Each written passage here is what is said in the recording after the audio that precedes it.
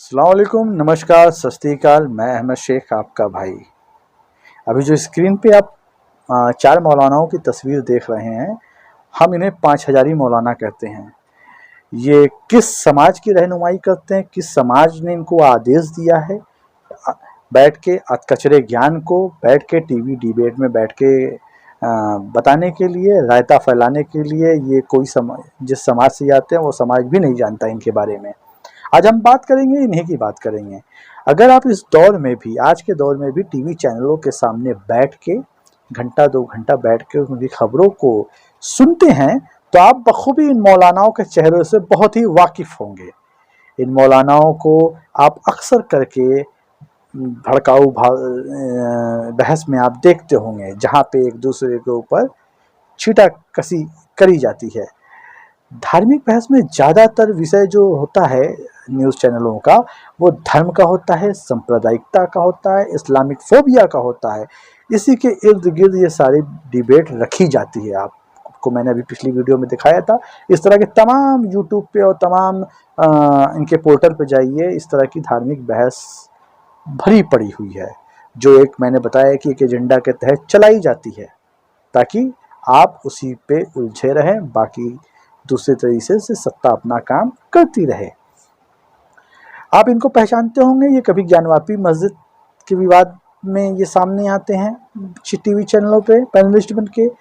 कभी आप इनको काशी मथुरा के विवाद में देखेंगे, कभी ये लव जिहाद के मामले में आएंगे, कभी ये हिजाब के मामले में आएंगे।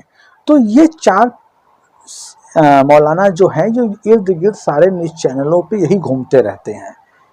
इनको हम 5,000 मौलाना भी कहते हैं। ये इर्द गिर्द घूम के ये अपने तरफ से अपने खुद इसको मुसलमानों का प्रवक्ता अपने आप को मान बैठे हैं, जबकि किसी मुस्लिम समाज ने इन्हें प्रवक्ता घोषित नहीं किया है। आप इन बहसों का, जो भी बहस टीवी पे डिबेट पे चलती है, इनका अपना एक एजेंडा होता है। ये पूरे तरीके से प्री प्लान्ड होता है, किस एक्टर को कितनी तेज बोलना है, कब बोलना है, क्या हरकत करना है, ये सारे स्टूडियो में बैठ के पहले से डिसाइड होता है। मूर्ख ये नहीं होते, मूर्ख देखने वाले होते हैं, जो इस एजेंडे को, इस प्रोपेगेंडे को पूरी तरह से बैठ के देखते हो, सच समझते हैं।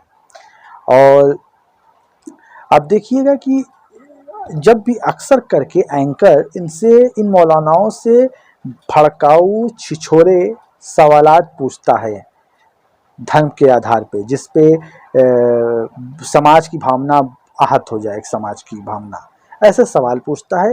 ये पलट के जज्बे में उसका उल्टा जवाब देते हैं, जिसमें बाकी पैनलिस्ट जो बैठे होते हैं, जो संघ के, भाजपा के या किसी हिंदूवादी संगठन के बैठे होते हैं, वो उसकी प्रतिक्रिया देते हैं। फिर वो छिटाकसी करते हैं धर्म पे।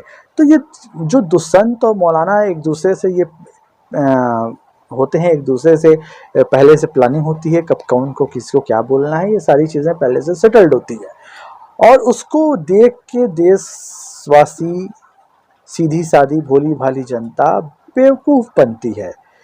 आपको पता भी नहीं होगा कि ये संत कौन है, ये मौलाना कौन है, लेकिन आपको ये पता है कि उसने हमारे धर्म के बारे में बोला, ये मुस्लिम समाज की सोच है। और जो मुसलमान किसी संत को समझ के, संत के छीटाकसी को सोचता है, वो हिंदू समाज की सोच है, तो वो भी बेवकूफ़ बनता है। ऐसा कुछ नहीं है, समाज में ऐसा कुछ नहीं है, लेकिन इसको पूरी तरीके से एक इसका सांचा तैयार किया जाता है।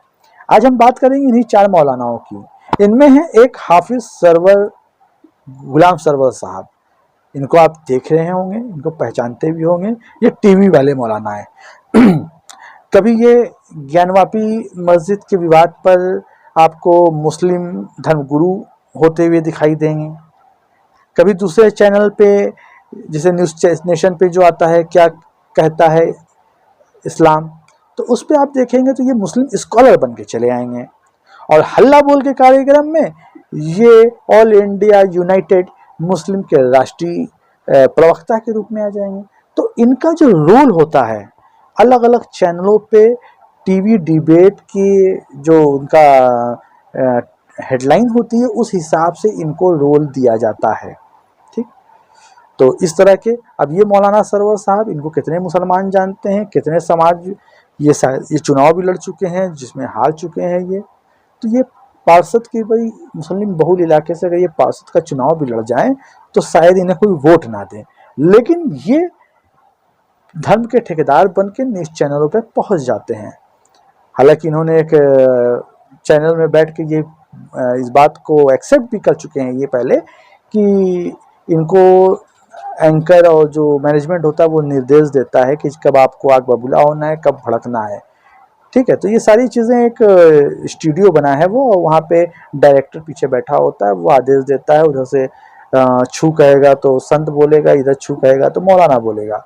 तो इस तरह के विवाद से उसकी टीआरपी, ये सारी चीज़ें होती इसलिए कि आईबॉल कैच करने के लिए, कि आपका ध्यान इस टीवी की डिबेट को छोड़ के ना जाए, आप सुनने के लिए बैठे हैं कि अच्छा ये उस समाज की, उस धर्म की क्या सोच है हमारे बारे में, आप बैठते हैं इसीलिए। लेकिन ये सारी चीज़ें, इसका जो राइटर होता है वो पर्दे के पीछे होता है। ठीक है, अब ये हैं दूसरे मौलाना साजिद रशीदी साहब। इनको आप देखे होंगे, ये बहुत पुराने टीवी पैनलिस्ट में बैठते रहते हैं। कचरा ज्ञान, बात करने की तमीज़ नहीं, किसी बात को तार्किक तरीके से जवाब नहीं, किसी चीज़ को अगर जहाँ पे किसी तर्क से सामने वाले को शांत किया जाए तो ये शख्स कुतर्क करता है। कुतर्क इसलिए करता है कि कहीं कहीं इसे एक समाज का, इस्लामोफोबिया का जो प्रोपेगेंडा फैलाया जाता है उसको इसे सही साबित करना होता है, इसलिए ये कुतर्क करता है। आप देखे होंगे गाली गलौज, मारपीट, हाथापाई, ढकेली ढकेला, ये सारी नौबत आप न्यूज़ चैनलों पे देख चुके हैं। धार्मिक बहस का अखाड़ा जिसको मैं कहता हूँ, ये मौलाना चंद पैसों के लिए बैठते हैं, अपने आप को स्कॉलर समझिए, इनका भी यही रोल है। कहीं इस्लामिक स्कॉलर बन जाएंगे, कहीं इस्लामिक धर्मगुरु बन जाएंगे, कभी किसी इस्लामिक संगठन के ये अध्यक्ष बन जाएंगे। तो इस तरह से इनके रोल चैनल निर्धारित करता है। ठीक है, जमीन पे आप इनको कहीं नहीं देखेंगे, जमीन पे इनका कोई काम आज तक नहीं हुआ, इनकी जीवन की कोई उपलब्धि नहीं हुई है। तो इस तरह के मौलानाओं से आपको बचने की ज़रूरत है। ये शोएब जमई साहब हैं, इनको भी आप देखे होंगे, ये भी आजकल हर चैनलों पे कहीं ना कहीं घुसे हुए नज़र आते हैं। 2018 से ये बड़े न्यूज़ चैनलों में बड़े एक्टिव हैं, और ये न्यूज़ चैनलों के बड़े पसंदीदा पैनलिस्टों में से हैं। इनके भी आपने भड़काऊ बयान सुने होंगे, गाली गलौज की सुने होंगे इनसे। ये मोदी का विरोध भी करते हैं तो अंध विरोधी की तरह, तार्किक विरोध नहीं, कि इस तरह का विरोध जिस तरह के कुतर के करके जहाँ पे लगे कि हाँ मुस्लिम समाज अंध विरोध करता है, तो इस तरह की ये छवि गाड़ने में लगे रहते हैं।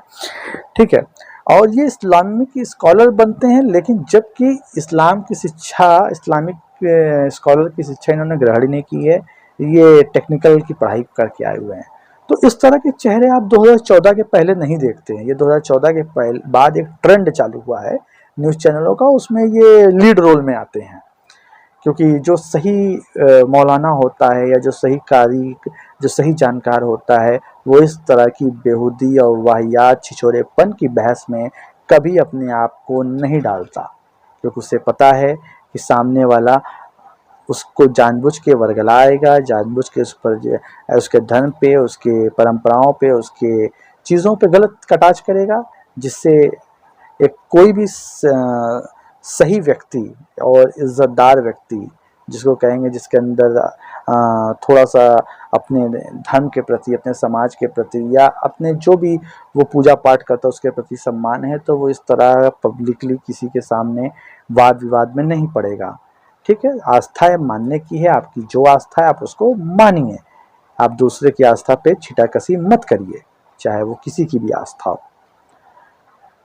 ये है मौलाना शोएब कासमी साहब, इनको भी आप बड़ा देखते होंगे, लेकिन इनका एक अलग रोल मिलता है इनको। इनको भी इस्लामिक स्कॉलर का रोल तो दे देते हैं, लेकिन ये मोदी के अंध विरोधी नहीं है, ये मोदी के अंध समर्थकों में से हैं कासमी साहब। ये मोदी की नीतियों की पैरवी करते हैं, और ये मोदी दिखाते हैं, जब एंकरों को दिखाना होता है कि देखिए मुसलमान कितना खुश है, तो ये उस वाले रोल में, ये अपोजिट साइड वाले रोल में भूमिका अदा करने पहुंच जाते हैं। इनको, जबकि न्यूज़ चैनल कभी इनको ये नहीं बताता कि ये भाजपा और संघ से जुड़े हुए हैं। उसे इस्लामिक स्कॉलर ही शो करेगा, इन्हें जमाते उलमा काउंसिल के अध्यक्ष के रूप में पेश करेगा।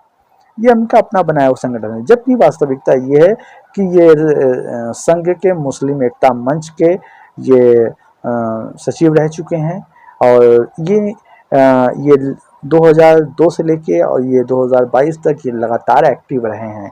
ये संघ के कार्यक्रमों में जो मुस्लिम मंच एकता कराता है उसमें बड़े सक्रिय रहते हैं। तो इनके जुड़ाव, इनका कहना है कि इनके जो वालिद साहब, इनके पिताजी जो थे वो अटल बिहारी वाजपेयी और पंडित दीनदयाल उपाध्याय जी के साथ काम करते थे। तो इनकी जो संघ और भाजपा प्रेम है, इसको छुपा के इससे एक दूसरा एजेंडा दिखाने की कोशिश की जाती है। तो आप भाइयों को ये समझने की ज़रूरत है कि ये जो पेड मौलाना है ये सारे एक प्रोपगंडा के तहत बुलाए जाते हैं। इसी तरह संत समाज में भी लोग हैं, ठीक है। तो ये 125-30 को जनता को मूर्ख बनाने के लिए ये 2-4-5 ठो जो गली के इधर उधर टहलने वाले जानवर हैं, इनको पकड़ के लाया जाता है न्यूज़ चैनलों को टीआरपी बढ़ाने के लिए। तो आप उस टीआरपी का हिस्सा मत बनिए, आप इस चीज़ों को समझिए, इन सब मूर्खों को देखना बंद करिए। ऐसी टीवी डिबेटों को देखना बंद कर देंगे, ऑटोमेटिक न्यूज़ चैनल भी अपने आप को सुधारेंगे, और फिर वो हमारे रोजगार पे, हमारे अर्थव्यवस्था पे, हमारी उन्नति पे, हमारे कह सकते हैं कि महिला सशक्तिकरण पे, और जो भी यहाँ गरीब समाज पे वो बात करेंगे। अन्यथा तो उनके पास तो कोई नहीं, उनको पता है महीने में 25 दिन हमें धार्मिक बहस चलानी है, बाकी 5 दिन कहीं से सीधी खबर आ गई उड़ती उड़ती तो उसको दिखा देना है। बाकी इनका एजेंडा पूरा वही चलेगा। तो इस बात को समझिए। अगर ये वीडियो आपको अच्छी लगी हो तो अगर यूट्यूब पे देख रहे हैं तो लाइक करिए और चैनल को सब्सक्राइब करिए। अगर फेसबुक के माध्यम से आप देख रहे हैं तो लाइक कर दीजिए कम से कम। उसके बाद अब मैं इसी के साथ अपने बातों पे विराम लगाता हूँ, आपसे विदा लेता हूँ। जय हिंद, जय भारत।